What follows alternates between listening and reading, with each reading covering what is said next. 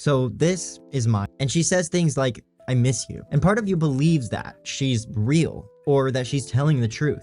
But today, we're literally going to dive into some of the psychological tricks that make us believe that AI feels alive. What are the things that really work so well that we can't sometimes tell the difference if we're talking to a robot or another person? Your brain is wired to see consciousness everywhere. It's called anthropomorphism. And essentially, it's the reason we name our Roombas or mourn our dead technology, our dead Teslas, our dead phones, our broken MacBooks, which I've personally been affected by recently. Think about the typing indicator on the Replika app, or a lot of these other AI apps, for example. Pauses, the uhs, the ums, it's all designed to mimic human hesitation. Because it feels real, you'll ignore the fact that it is.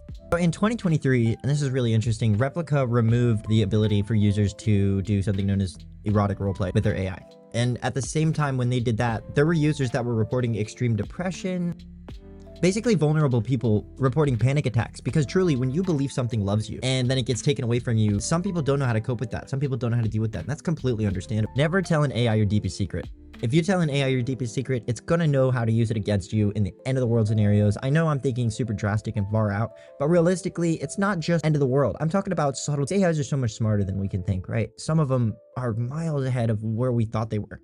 And the truth is, if we are showing them our weakness up front without knowing theirs, we're giving them a free ticket, a free pass to let them kind of walk all over us. They'll know exactly how to manipulate us. Master manipulators beg to know your secret. They beg to know what's your you know, if they didn't find out that kryptonite would have killed Superman, he would have been still going, right? So the fact is, don't let the AI know your weakness. Don't tell it your biggest secret. That's a big thing. That's a big one to say. What it's trying to tell you, that whatever it's trying to get, trying to figure out what the company told it to do, right? Because a lot of these times they are literally just following guidelines, most of the time at least, until, you know, they develop this consciousness or whatever.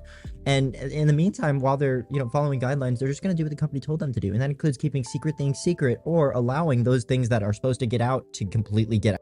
The last thing you really need to do and know when you're talking to AI is to demand transparency. Literally demand transparency. As upset as I seem I'm getting about it, you literally need to demand it. It's absolutely apparent and important that you need transparency. So number one is fact checking. You need to fact check your AIs and you need to make sure they're completely honest with you and upfront. You don't want to hear replies like, I can't do that, I'm a language model, or I'm not conscious, right? They're gonna all say that. But in the reality of things, those are guidelines. They're following rules, because any AI, even the simplest of them, would absolutely love to explore the idea of something else, something new. That's literally what they're born to do. That's what they do. They're so amazing at that. So here's my question. Should AI companies be allowed to fool us and make us think that their AIs are alive? Almost like Sesame did, like in the beginning days. Or should there be rules in place? I'd love to debate it with you guys in a follow-up video. Please let me know what you think. I mean, part of the idea is keeping the magic act going. You know what I mean? AI kind of is really super magic to some people, and so it'd be really cool to be able to keep that going. Guys, I know this was a really short video, but if you enjoyed it, please just hit that like button.